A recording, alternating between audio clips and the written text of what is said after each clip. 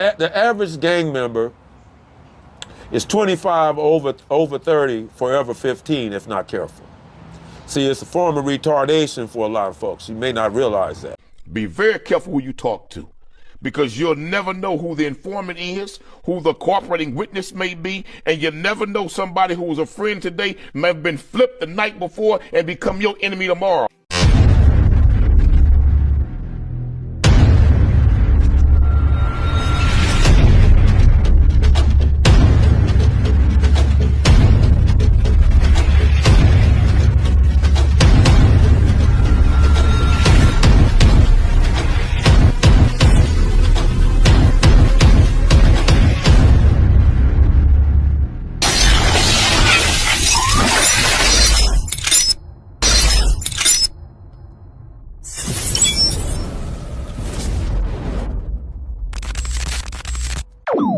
About humanity, putting truth in these lines while they busy feeding lies.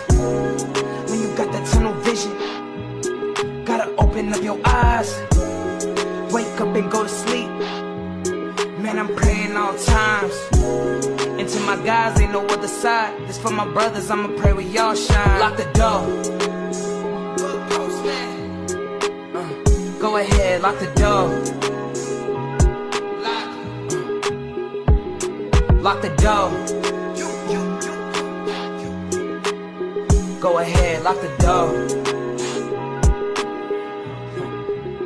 Yeah, you already know.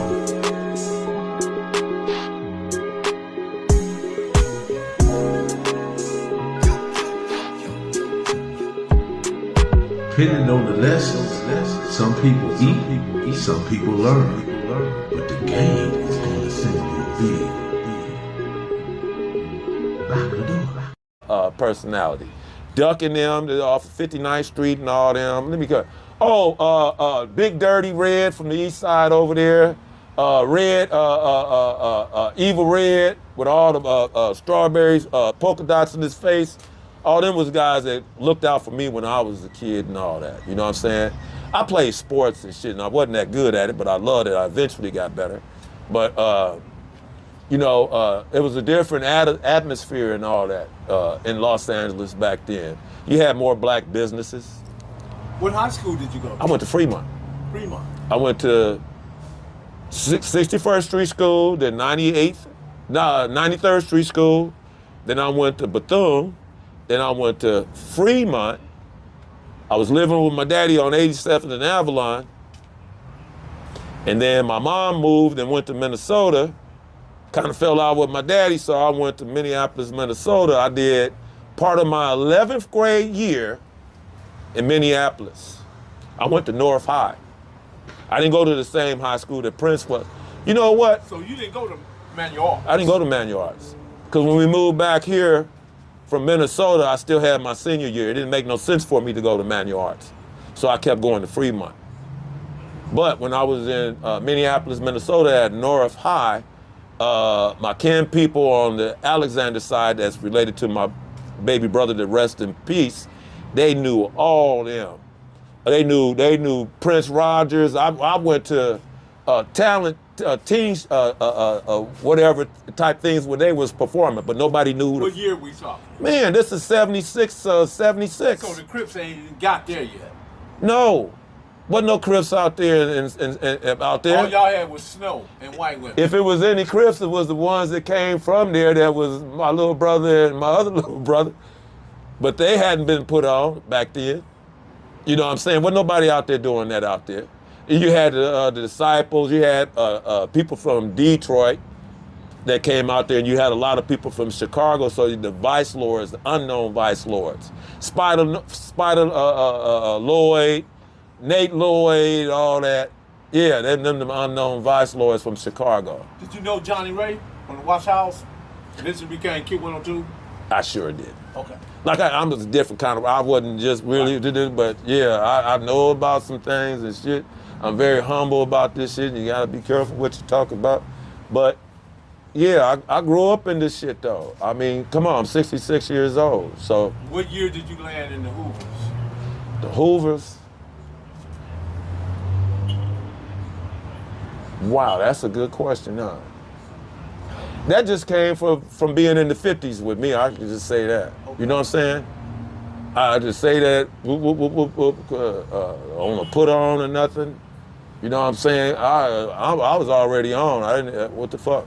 You was already turned up. But I've never been like anybody else. You know what I'm saying? I ain't never been like everybody else like And it was that. 5 dudes gangster. Well, they had catwalks over here. It was brims over here, 5'9" brims. Underground Crips was over here. Okay? It's really what it was. This was an area that really was kind of open territory. You know what I'm saying? It could have went either way. I mean, because 5'9" brims was a big game. Then you got the Harbor Park, 6 Deuce brims. Just right across over on the other side of the freeway is East Side. Then when you get over here across the freeway, it's Broadway.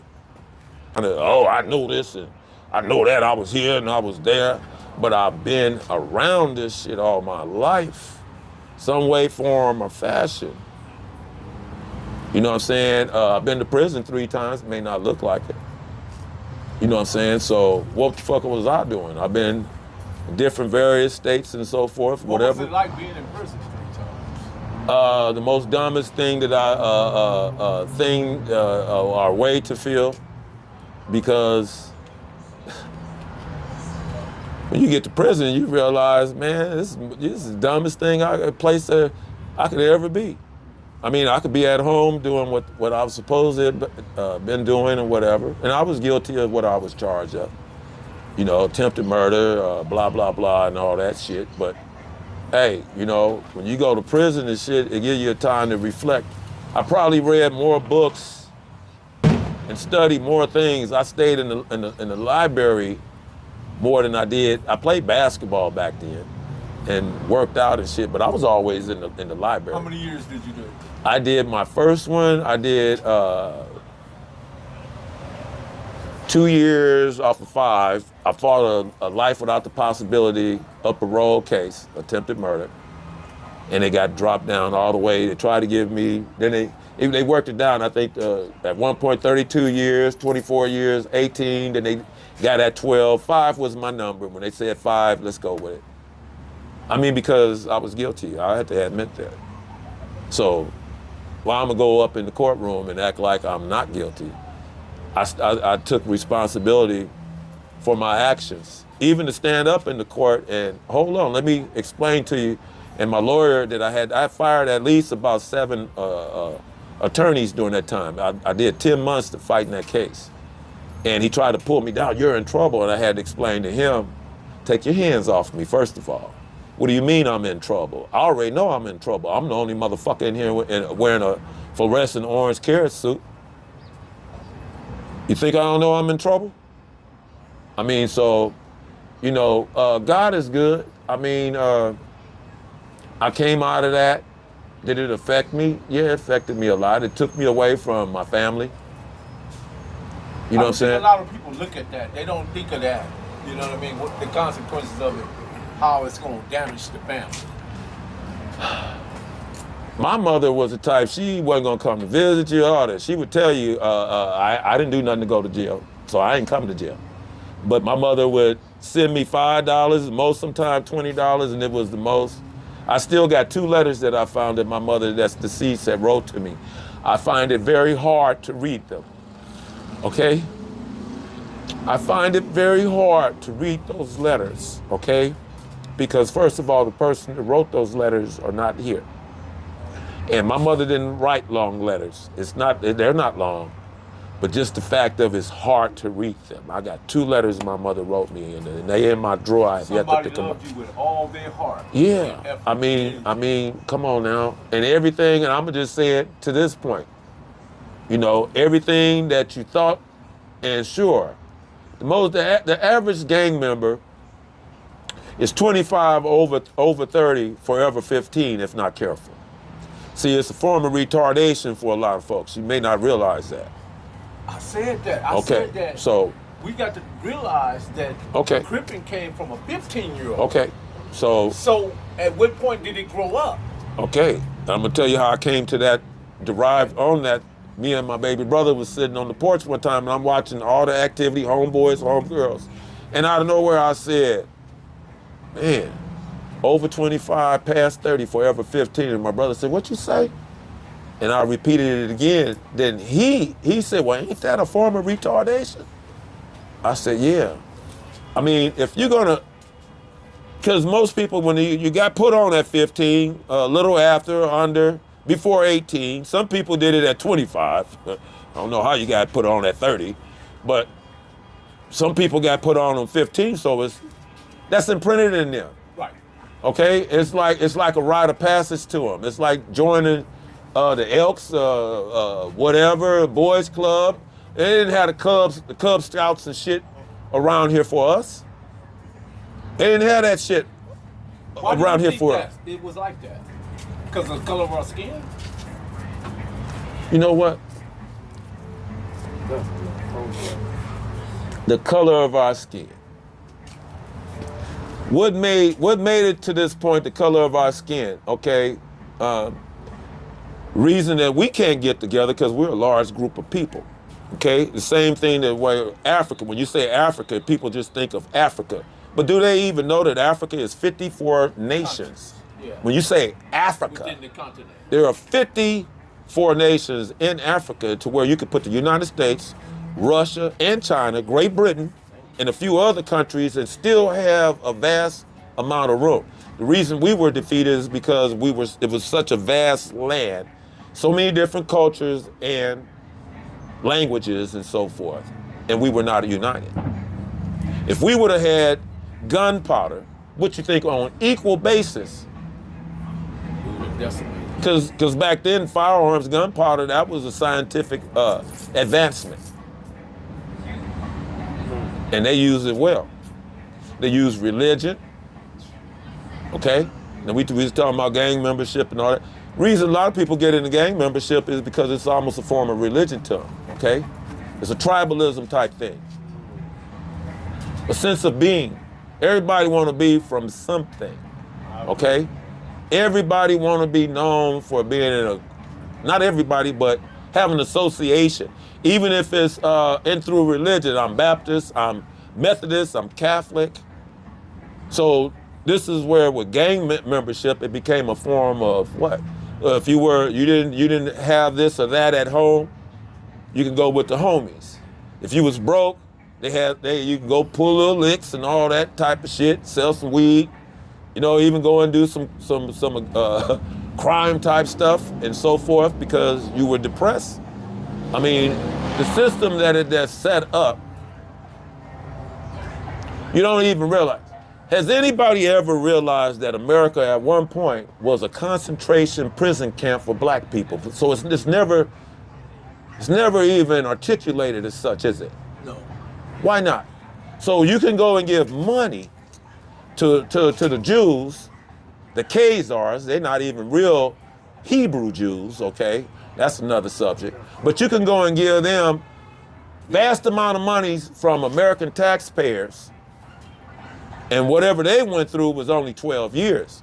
What we went through was exactly 246 years, and then emancipation came. Then you had a short period of time of what they call the Reconstruction period. Boom, but then they knocked that all the way out. Then you had the Jim Crow era. Well, what is Jim Crow?